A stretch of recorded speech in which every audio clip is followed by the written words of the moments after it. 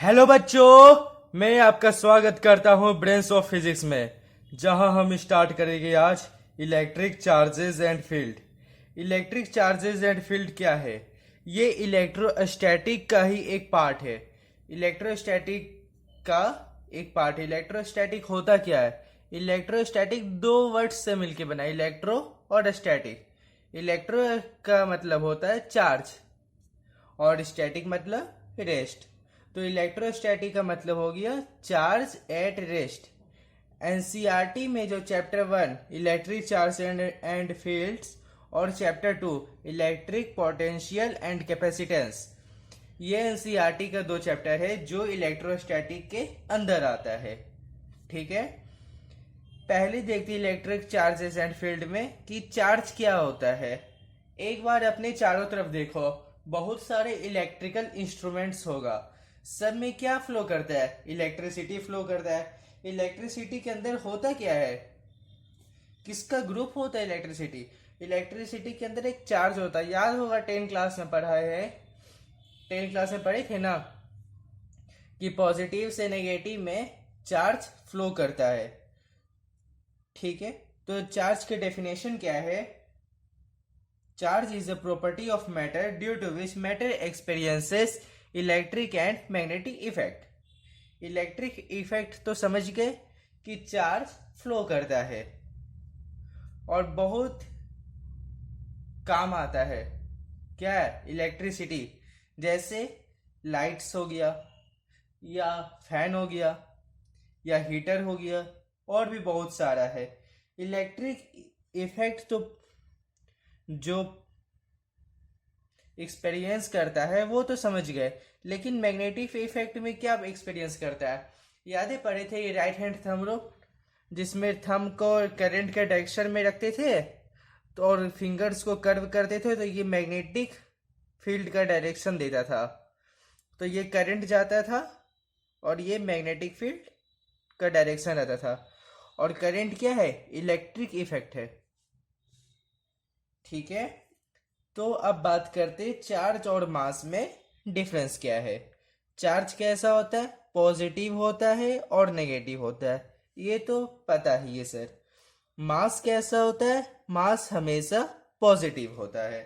और क्या क्या डिफरेंस है इसमें? चार्ज जो है, चार्ज चार्ज क्या करता है? मास पे डिपेंड करता है। तो क्या लिखेंगे? Charge charge is depends on mass. Charge क्या होता है? मास पे डिपेंड करता है, जबकि मास चार्ज पे डिपेंड नहीं करता। ध्यान से सुनना, mass is mass is not depend upon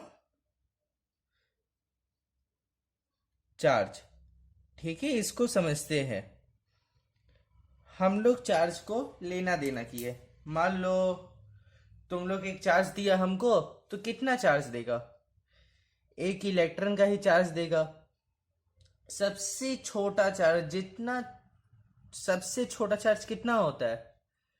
एक इलेक्ट्रॉन का चार्ज होता है, वो कितना होता है? 1.6 इंटू 10 पर पावर -19 कूलम। ध्यान से सुनना, 1.6 इंटू 10 पर पावर -19 कूलम, यही चार्ज सबसे छोटा है। और जो भी अदर चार्ज एग्जिस्ट करता है, मतलब इस यूनिवर्स में रहता है, तो इसी का इंटीग्रल मल्टीपल में रहता है। अब चार्ज इज डिपेंड ऑन मास, ये क्या है? हम मान लो एक चार्ज दिए तुम लोग को, तो कितना देगी? या तो एक इलेक्ट्रॉन, दो इलेक्ट्रॉन, 50 इलेक्ट्रॉन, 100 इलेक्ट्रॉन का। तो 50, 100, एक दो को गुण मल्टीप्लाई कर देंगे किससे? 1.6 इंटू 10 पर पावर -19 कूलम। ये क्या है? इलेक्ट्रॉन पे चार्ज है।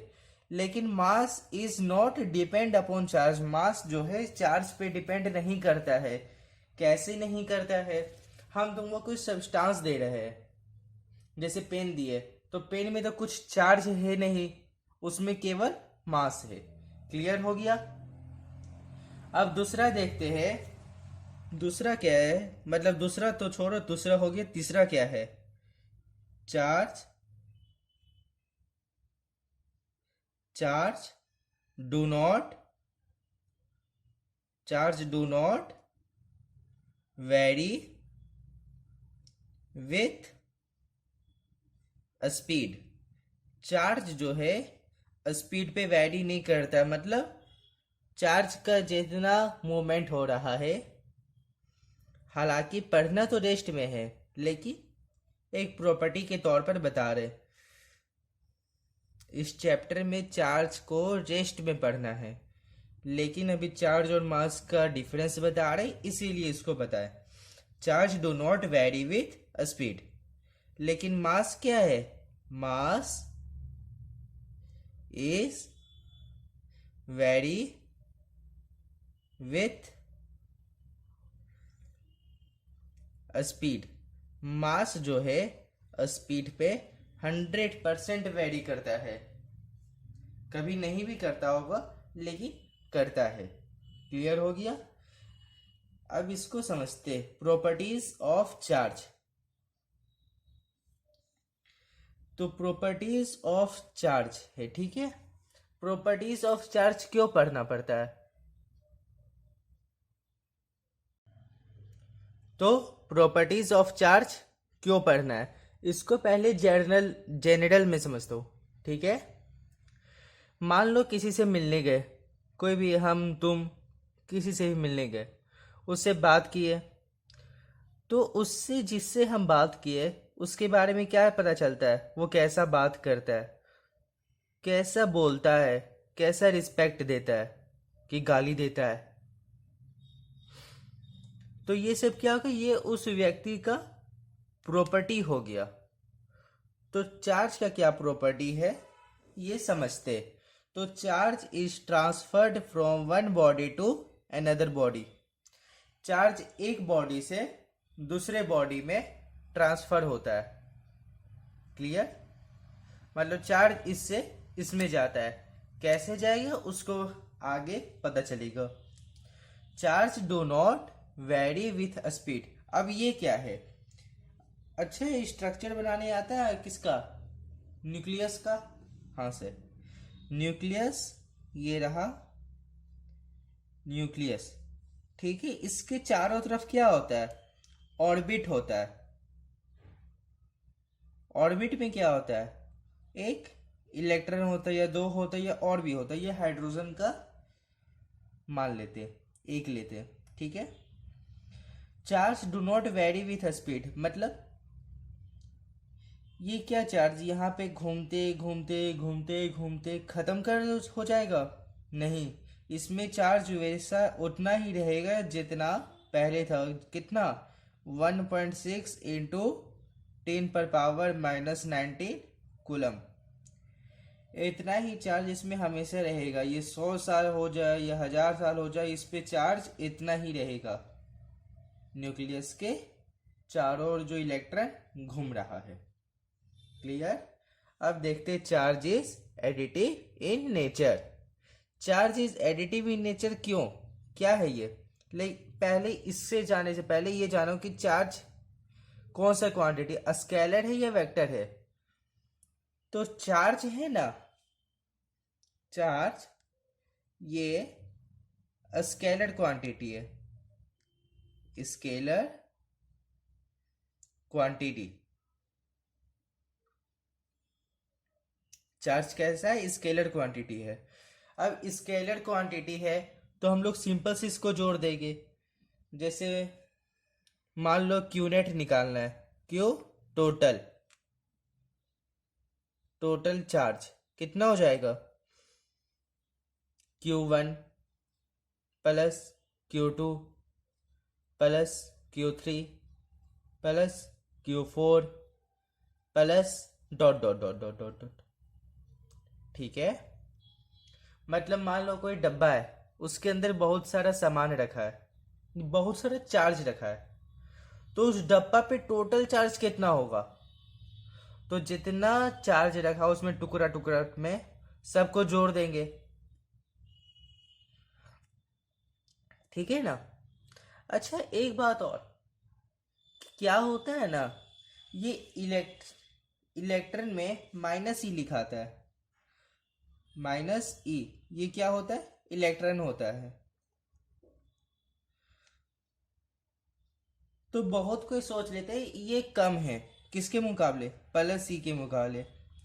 प्लस सी क्या होता है? पॉजिट्रॉन होता है, पॉजिट्रॉन। अब बोला जाता है कि जो माइनस ये है, माइनस ई प्लस ई से कम है, लेकिन ऐसा कुछ भी नहीं है। ये माइनस और प्लस जो है ना, ये केवल नेचर दिखाता है कि नेगेटिव नेचर का है और ये पॉजिटिव नेचर का है, ठीक है। अब होता है चौथा property, quantization of charge. Quantization of charge क्या है? मान लो हम लोग कुछ सामान लेना है, एग्जाम्पल के लिए कुछ सामान लेना है, हम क्या मान लो कि एक पेन ही लेना है। अब हमको पेन का ज़्यादा काम नहीं है, थोड़ा सा काम है, हम क्या बोलेंगे? 1/4 पेन दे दीजिए। ऐसा होगा? बिल्कुल नहीं होगा। क्या बोलेंगे? आधा पेन दे दीजिए। ऐसा भी नहीं हो सकता। तो 1/4 पेन, 1/4 पेन नहीं है पॉसिबल, 1/2 पेन भी नहीं है पॉसिबल, और भी किसी तरह का फ्रैक्शन में कोई सब्सटेंस पॉसिबल नहीं है। सब्सटेंस के चार्ज, एग्जाम्पल के लिए पेन लिए थे, लेकिन चार्ज के साथ भी एकदम ऐसा ही होता है। तो सर आखिर इतना चार्ज होता कैसे है, जो बहुत बड़ा बड़ा अमाउंट में होता है? तो वो होता है, चार्ज कर डिनोट करते क्यू से, ठीक है। ये हो जाता है Q is equal to plus minus N E. ये क्या है सर? एन ई है तेरा इलेक्ट्रॉन, छोटा सा प्यारा सा इलेक्ट्रॉन, इलेक्ट्रॉन। और ये क्या है? एन, एन है यहाँ पे इंटीजर, इंटीजर। ये प्लस माइनस कुछ भी होता है। और ये क्या है? ये क्यू, क्यू है चार्ज,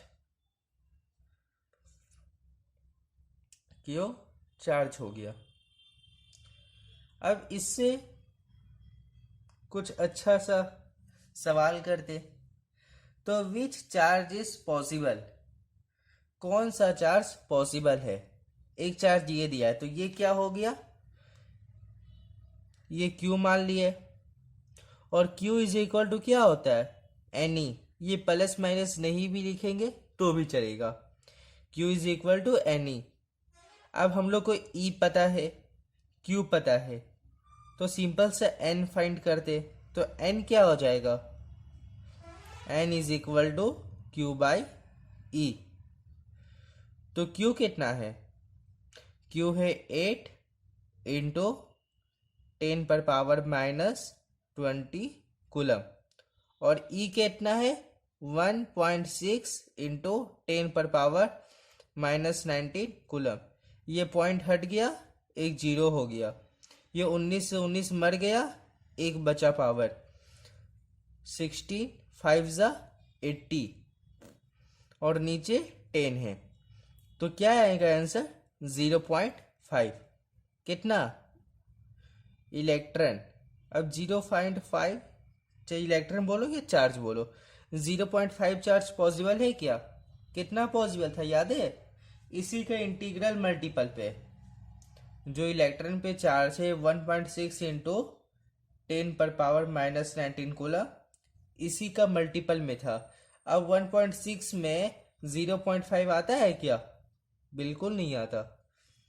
क्लियर? तो ये चार्ज पॉसिबल नहीं है। अब सेकेंड ट्राई करते, ये भी क्या हो जाएगा, इसमें भी Q दिया है, E दिया हुआ है, सिर्फ N निकाल देते। N is equal to Q कितना है 32 into 10⁻⁻20 divided by 1.6 into 10⁻⁻19।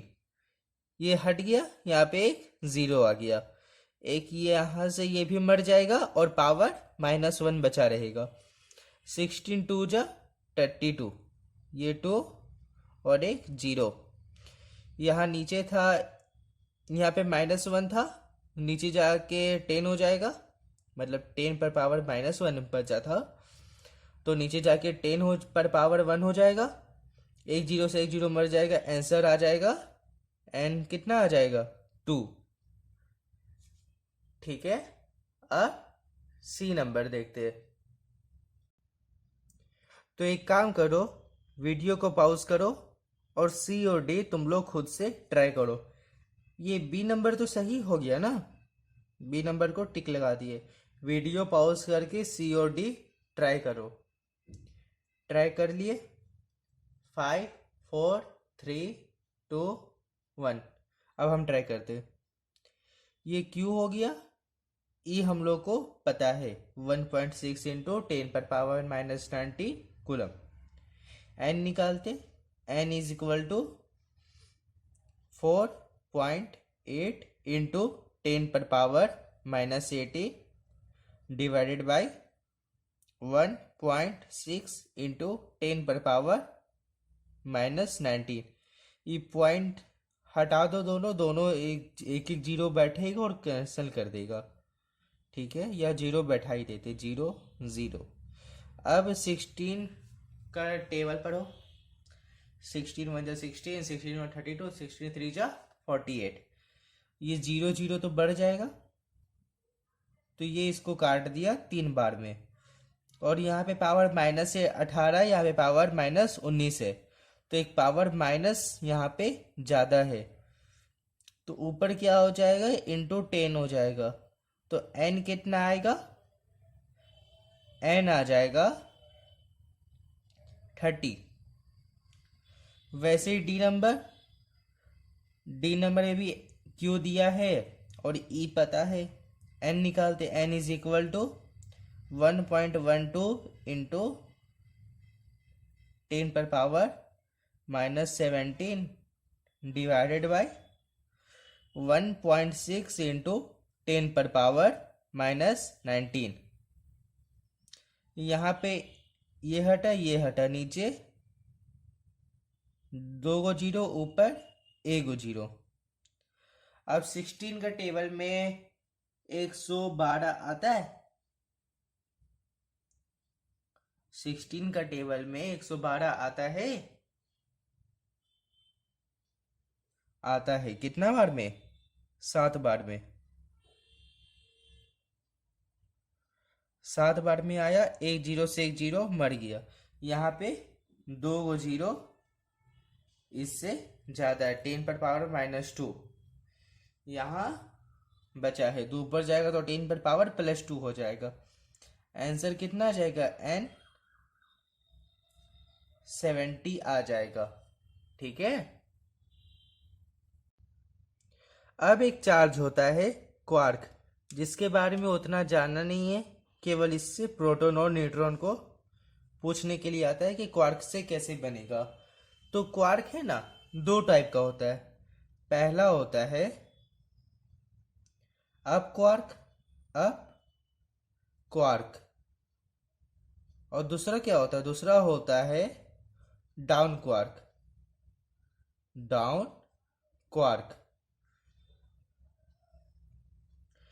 Up quark को है ना U से डिनोट करते हैं और डाउन क्वार्क को D से। अप क्वार्क पे चार्ज कितना होता है, अप क्वार्क पे चार्ज होता है +2/3e और डाउन क्वार्क में -1/3e। अच्छा सर, अभी आप बोले कि क्वांटाइजेशन ऑफ चार्ज, जिसमें चार्ज जो है वो इंटीग्रल मल्टीपल पे होता है, लेकिन इस पे तो ई का इंटीग्रल मल्टीपल है नहीं, ये तो फ्रैक्शन में है। लेकिन इसके बारे में थोड़ा सा पढ़ना है, इससे ये नहीं हो बात पता चलता है कि ये गलत है, ये भी सही है, लेकिन इसके बारे में अभी उतना नहीं जानना है। ठीक है। तो प्रोटॉन कैसे बनता है? प्रोटॉन होता है यू यू और डी। यू डी कैसे? इसको सॉल्व करते +2/3 2/3 ई +2/3 ई और -1/3 ई। 3 को कॉमन ले लेते, 3 आ गया नीचे, और 2 + 2 -1, ये कितना हो गया? 3/3 = +1 ई। ठीक। न्यूट्रॉन का होता है यू डी डी। इसमें +2/3 ई -1/3 ई -1/3 ई = क्या हो गया? 2 -1 -1/3 = 2 - 2/3 = 0/3 = 0 चार्ज। न्यूट्रॉन में तो वैसे ही पता है चार्ज होता ही नहीं है। ठीक है। अब आगे बढ़ते चार्ज का 5वां प्रॉपर्टी, कंजर्वेशन ऑफ चार्ज। इसमें एक इंपॉर्टेंट मतलब इसका स्टेटमेंट है, for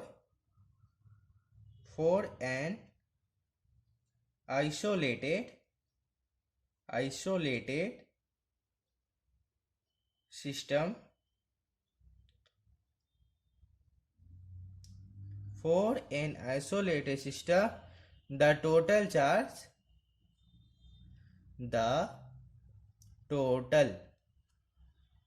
charge is conserved.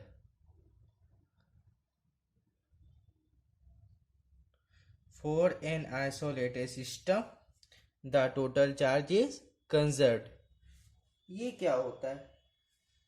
जैसे मान लो एक बॉक्स है, ठीक है, चार्ज का।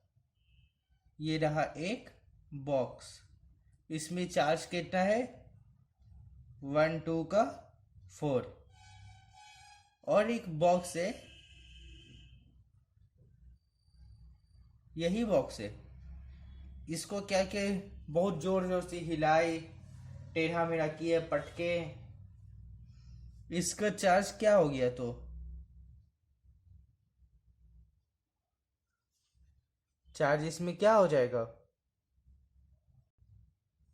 मान लो इसमें चार्ज हुआ 1 3 1 2 और एक को नहीं पता है, तो ये कैसे? लेकिन ये सिस्टम दिया हुआ है कि ये आइसोलेटेड सिस्टम है, मतलब इसको इन्वायरमेंट से कोई मतलब नहीं है। तो क्या हो जाएगा ये? तो 1 + 2 + 4 ये = हो जाएगा 3 + 2 + x। इसको x मान लिया, ठीक है। तो x = 4 और 4 2 6 1 7 7, और ये 3 2 5, ये उधर जाएगा तो माइनस हो जाएगा, तो 7 - 5, x कितना आ गया? 2। तो ये कितना होगा चार्ज? ये होगा 2। एग्जाम्पल से समझो, एक न्यूट्रॉन है, एक यूरेनियम है, ठीक है। इसको हम तोड़े, फिजन कराए, तो ये क्या बचा? बेरियम बचा और क्रिप्टन बचा और 3 न्यूट्रॉन दिया। और क्या दिया? और क्या दिया? एनर्जी। देखो यहाँ पे 1 न्यूट्रॉन था और यहाँ कितना है? 3 न्यूट्रॉन। लेकिन इसमें बोल रहा है कि चार्ज ये कैसा सिस्टम है? इसको मान लिए आइसोलेटेड सिस्टम। तो आइसोलेटेड सिस्टम के लिए चार्ज कैसा होता है? कंजर्व्ड होता है। तो चार्ज इसमें क्या है, प्रोटॉन है। तो प्रोटॉन बिफोर फ्यूजन कितना है, 92। और प्रोटॉन आफ्टर फ्यूजन, जब ये इसमें ये टूटा, एक न्यूट्रॉन को यूरेनियम से रिएक्ट कराने पे, फिर यह बेरियम दिया, क्रिप्टन दिया, 3 न्यूक्लियस दिया, एनर्जी दिया। लेकिन प्रोटॉन कितना बचा, 56 plus 36 plus 3 into zero, 3 into zero तो 3 जीरो ही हो गया। और 36 और 56 को जोड़ देते तो 6 6 12 का 2, हाथ में बचा एक, 5 3 8 और एक 9, 92 प्रोटॉन आ गया। तो प्रोटॉन बिफोर फ्यूजन भी 92 और प्रोटॉन आफ्टर फ्यूजन भी 92। ये कैसा सिस्टम हुआ, ये आइसोलेटेड सिस्टम हो गया। एक और एग्जांपल से समझते हैं। क्या है एग्जांपल, पेयर प्रोडक्शन। क्या होता है, एक है न्यूक्लियस, ये है न्यूक्लियस, इससे क्या हुआ, एक रे आया, कौन सा रे, गामा रे। तो ये न्यूक्लियस को तोड़ देगा, किसमें तोड़ेगा, पहला तोड़ेगा, ये क्या है, इलेक्ट्रॉन, इलेक्ट्रॉन।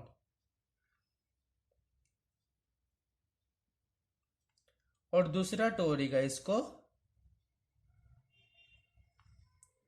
ई प्लस में, ये क्या होता है, पॉजिट्रॉन, पॉजिट्रॉन। ठीक है, ये कैसा रे है, गामा रे, गामा रे। अब इसमें समझो, मान लो ये न्यूक्लियस में चार्ज कितना था, 0। लेकिन जब ये गामा रे इससे टकराया तो इसको तोड़ दिया इलेक्ट्रॉन में और पॉजिट्रॉन में। तो इसका टोटल चार्ज कितना हो गया, यहाँ पे एक ई नेगेटिव में और यहाँ एक ही पॉजिटिव में है। तो दोनों प्लस और माइनस जोड़ेगा तो 0 हो जाएगा। तो टोटल चार्ज यहाँ भी 0, यहाँ पे भी टोटल चार्ज 0 और यहाँ पे भी टोटल चार्ज 0। तो ये भी क्या हो गया, आइसोलेटेड सिस्टम हो गया। यहाँ पे हम लोग चार्ज बनाए हैं, चार्ज निकाले हैं ना न्यूक्लियस से, इसलिए इसका नाम है पेयर प्रोडक्शन। अब क्या है पेयर एनिहिलेशन। पेयर एनिहिलेशन क्या होता है, इसको देखते हैं। पेयर एनिहिलेशन, इसमें क्या होता है, एक इलेक्ट्रॉन आया, ठीक है, ये इलेक्ट्रॉन, और एक पॉजिट्रॉन भी आया, ये पॉजिट्रॉन। तो दोनों मिलके है ना एक गामा रे बना देगा। क्या बनाएगा, गामा रे। तो यहाँ पे टोटल चार्ज कितना हुआ, इस जगह आइसोलेटेड सिस्टम है ना, यहाँ पे टोटल चार्ज हो गया 0 और गामा रे यहाँ जो जुड़ा, यहाँ पे टूट गया, मतलब जुड़ गया, तो यहाँ पे भी टोटल चार्ज हो गया 0। क्लियर। अब आगे देखते हैं units of charge. Units of charge वैसे जानने का उतना ज़रूरी नहीं है, फिर भी कभी कभार पूछ लेता है। क्या पूछता है, ये तीनों में है ना, 1 2 3 4, ये चारों में रिलेशन पूछता है, कौन बड़ा है और कौन छोटा है। पहले देखो, एक coulomb is equal to 3 into 10⁻⁹ statcoulomb, और 1 statcoulomb is equal to 1 electrostatic unit. Electrostatic unit, electrostatic unit को बोलते ESU, ठीक है। और 1 कूलम जो है वो होता है 0.1 EMU। EMU क्या हो गया, इलेक्ट्रोमैग्नेटिक यूनिट। क्लियर।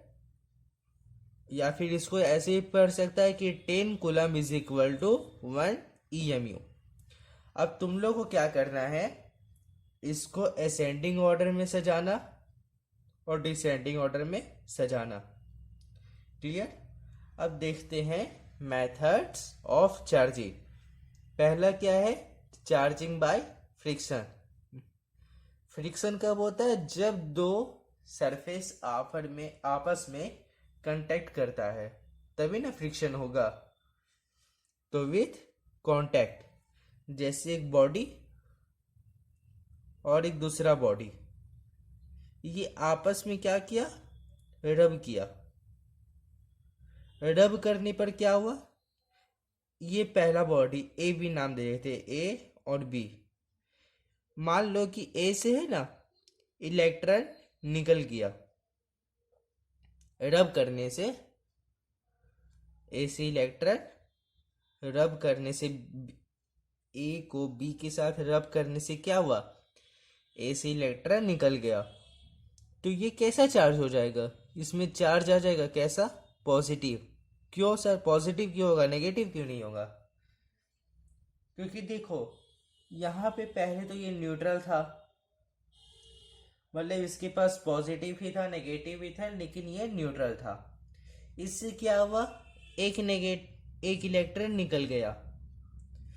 तो जो इलेक्ट्रॉन इसमें एक प्रोटॉन को न्यूट्रलाइज किया था, मतलब एक प्रोटॉन का चार्ज को खत्म किया था, तो वो तो इलेक्ट्रॉन निकल गया।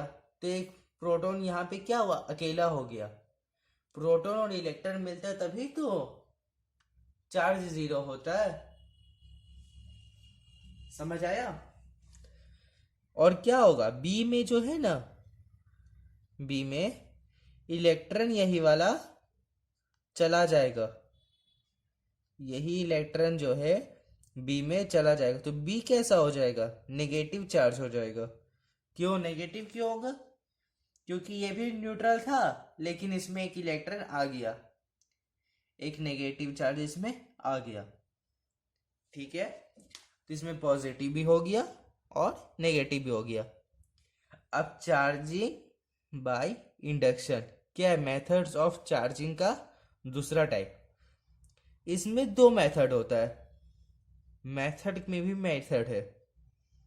Charging by induction without contact, मतलब एक दूसरे को टच नहीं करेगा।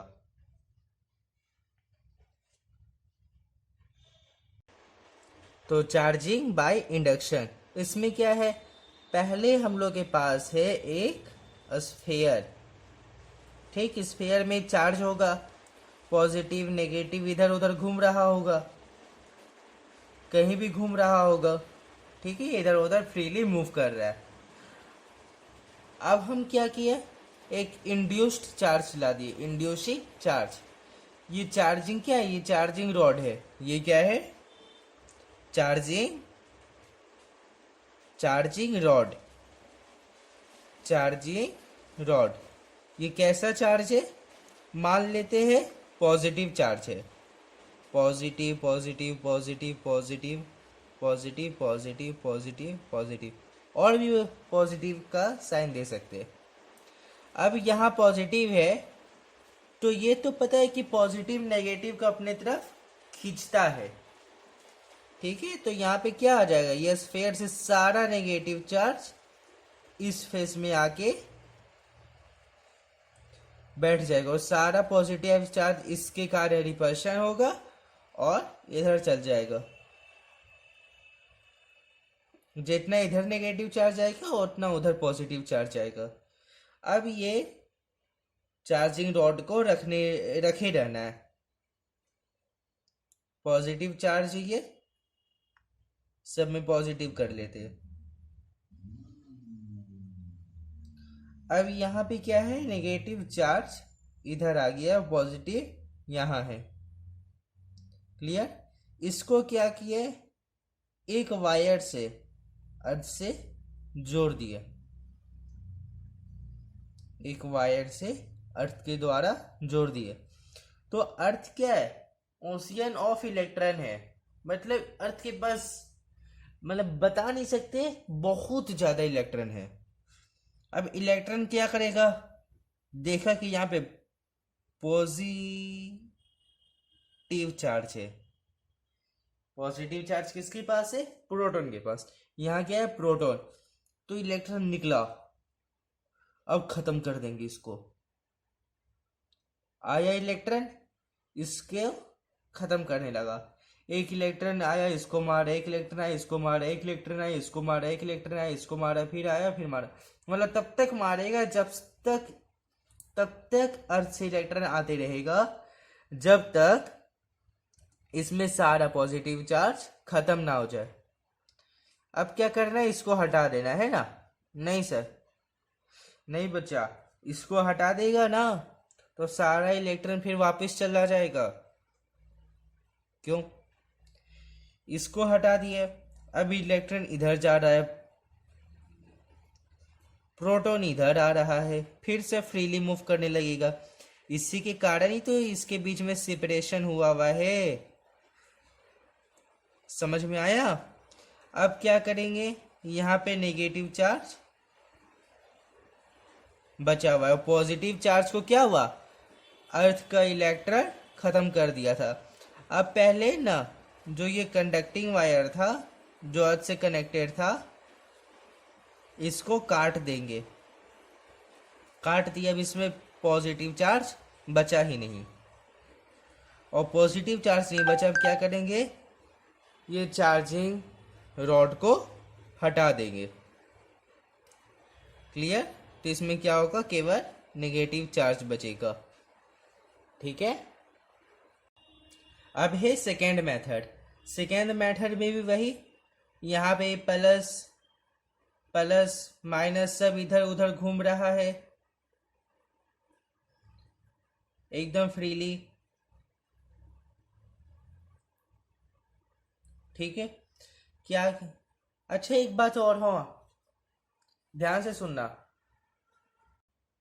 यहाँ है ना, हम इंड्यूसिंग चार्ज पॉजिटिव लाए हैं, यहाँ पे नेगेटिव भी ला सकते। तो क्या होगा?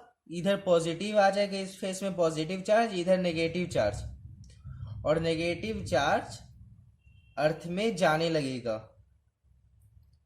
तो यहाँ क्या होगा? पॉजिटिव बचेगा, यहाँ पॉजिटिव बचेगा, नेगेटिव चार्ज जो है ये पॉजिटिव मान लो, ठीक है, और ये मतलब ये नेगेटिव मान लो, ये पॉजिटिव मान लो, ये नेगेटिव मान लो। सारा पॉजिटिव को नेगेटिव मानना है, सारा नेगेटिव को पॉजिटिव मानना है। नेगेटिव जाने लगेगा, फिर कंडक्टिंग वायर को काट देंगे, यहाँ पे नेगेटिव चार्ज रखेंगे, यहाँ पे पॉजिटिव रहेगा, फिर इंड्यूसिंग चार्ज को हटा देंगे, तो ये बॉडी पॉजिटिवली चार्ज्ड हो जाएगा। हाँ, तो सेकेंड मेथड में क्या था? सब फ्रीली मूव कर रहा है। अब हम यहाँ पे पॉजिटिव चार्ज ले आए, नेगेटिव भी ला सकते हैं। तो क्या हुआ? यहाँ इस स्फीयर से दोनों क्या टच है एक दूसरे के, तो इससे सारा इलेक्ट्रॉन इसमें आ जाएगा। तो यहाँ पे क्या हुआ? इलेक्ट्रॉन आ गया, पूरा इलेक्ट्रॉन इसमें भर गया।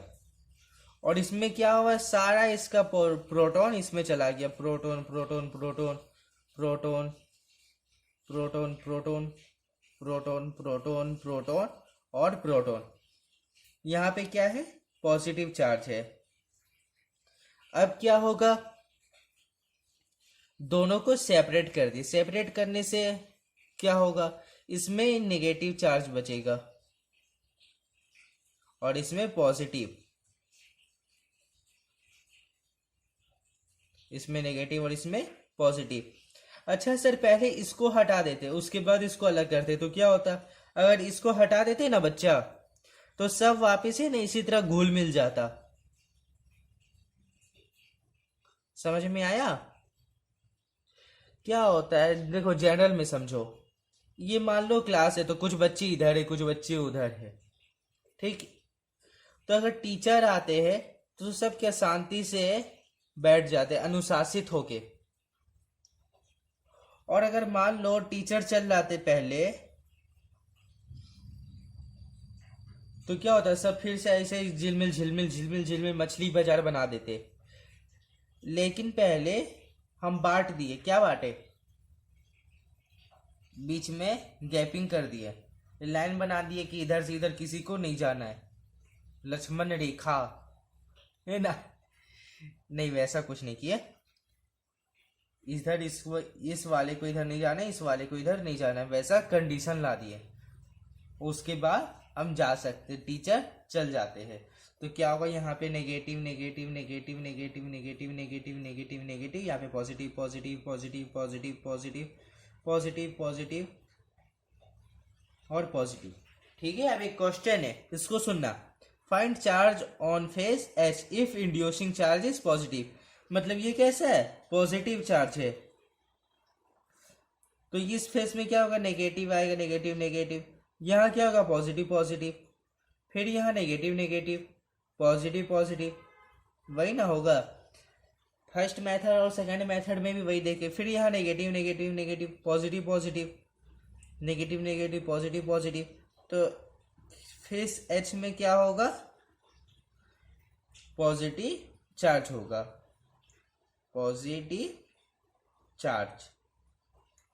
और तीसरा मेथड क्या है, charging bye conduction with contact, मतलब एक दूसरे से टच करेगा। क्या होता है सर ये, मान लो इसके पास से चार्ज पॉजिटिव, अच्छा यहाँ पे नेगेटिव चार्ज भी ला सकते हैं, कैसा, फर्स्ट मेथड की तरह। यहाँ पे नेगेटिव में भी ला सकते, एग्जाम्पल के लिए मान लेते हैं यहाँ पे नेगेटिव चार्ज है, पॉजिटिव छोड़ दो, नेगेटिव है इसमें, इसमें क्या है, कोई चार्ज नहीं, न्यूट्रल है। हमको क्या करना है, इसको भी चार्ज करना है। कैसा करना है, नेगेटिव चार्ज करना है। क्या करेंगे, दोनों कंटेक्ट में लाएंगे। क्या होगा, कंटेक्ट में लाने से दोनों सट जाएगा और दोनों में नेगेटिव नेगेटिव नेगेटिव नेगेटिव आ जाएगा, आ गया।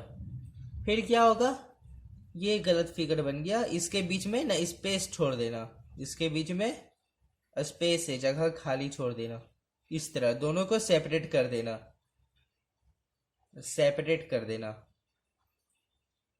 ठीक है, तो क्या होगा, इसमें नेगेटिव नेगेटिव आ जाएगा, मतलब इसमें टोटल चार्ज जो था उसका आधा इसमें आ जाएगा और आधा इसमें आ जाएगा। क्लियर हो गया। अब अगर पॉजिटिव चार्ज करना था तो वही को पॉजिटिव स्फीयर लाते, उसको न्यूट्रल से कंडक्ट कराते, सब में पॉजिटिव आ जाता, फिर दोनों को सेपरेट कर देते। फिगर बना देगी, बना लेगा, बना ही देते। एक स्फीयर दूसरा स्फीयर, इसमें क्या, नेगेटिव नेगेटिव नेगेटिव नेगेटिव और यहां नेगेटिव। अब एक क्वेश्चन है, A B C D are identical conductors, मतलब साइज आइडेंटिकल का मतलब समझता है ना, साइज हो गया, शेप हो गया, वॉल्यूम हो गया, वेट हो गया, मास हो गया, सब क्या है, सेम है। Originally A and B have charge 1 coulomb, मतलब क्या, A equal to B equal to 1 coulomb है, whereas C and D have no charge, comma देके लिखते हैं, C equal to D equal to 0। Initially A and C are touched, मतलब A है और क्या है, सी, इसको क्या किए, टच किए, ए और सी आपस में टच किया, तो क्या हो गया,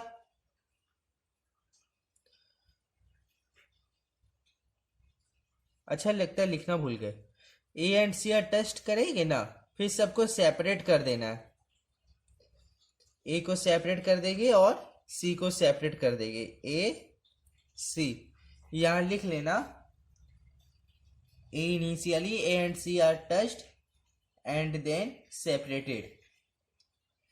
तो ए में चार्ज कितना था, 1 कूलम था, और सी में चार्ज कितना था, 0।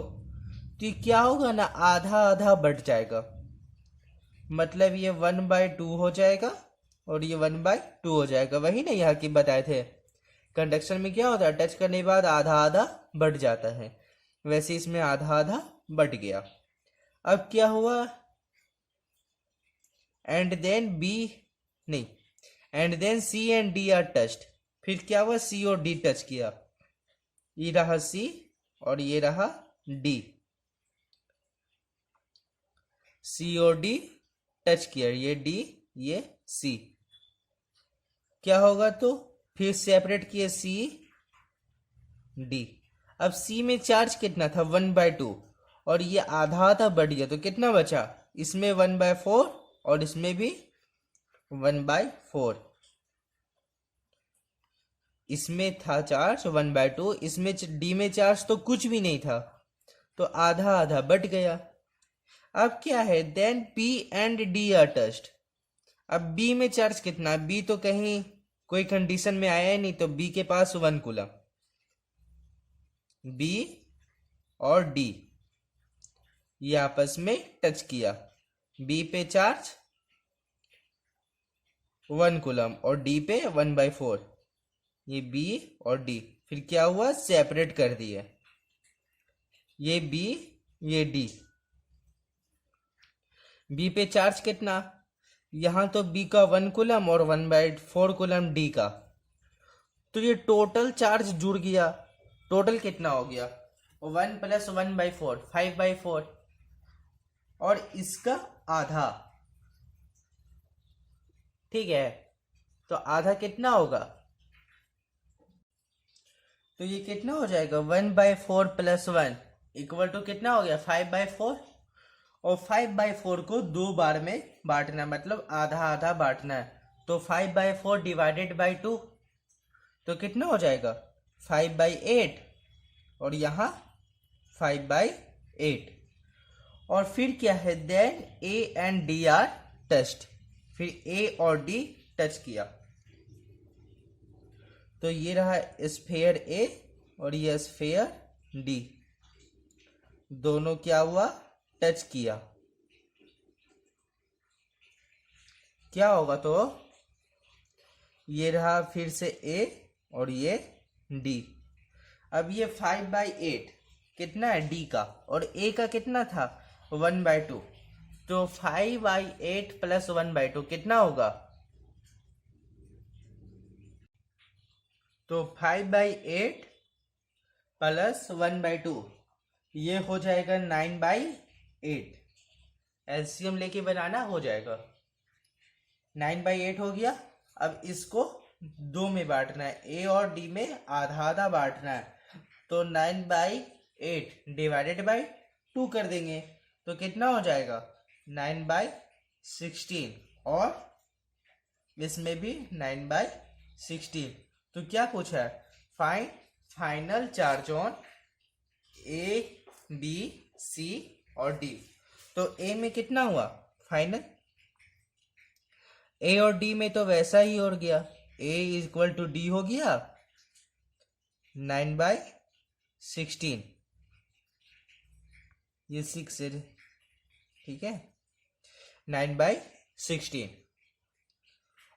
और क्या क्या बचा, बी बचा, बी यहाँ पे 5/8, बी इक्वल टू 5/8 और क्या बचा, सी बचा, सी इक्वल टू 1/4, ठीक है।